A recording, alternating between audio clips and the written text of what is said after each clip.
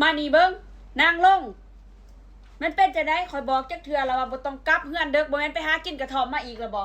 คอยบอกแล้วว่าให้มาเฮือนไว้ๆมากินข้าวกินน้ำพร้อมกันไปไสมาไปกินเหล้ากินเบียร์มาอีกแล้วบ่จักเป็นจังซี่มันสิอยู่นำกันได้บ่คนเฮาคือว่าเว้าจะได้ก็ยังคือเก่าคือว่าบ่ฟังความไผมันเป็นจะได้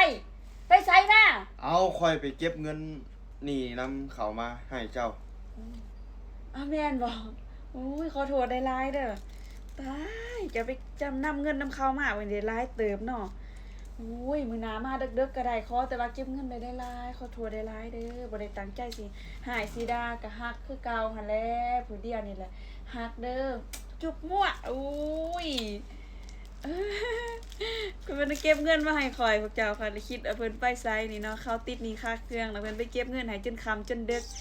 โอ้ยหนอปากนี่ก็เนาะตีปากเจ้าของพวกเจ้าจะแม่นมันอยากหายอยากด่านี่เนาะทุกคนไผที่ว่าห้อยบ่ฟิตห้อยบ่สะอาดมักเป็นตัวขาวเอาตัวนี้ไปล้างในเจลล้างห้อยบ่ได้เจลล้างแล้วห้อยหอมห้อยสะอาดเนาะ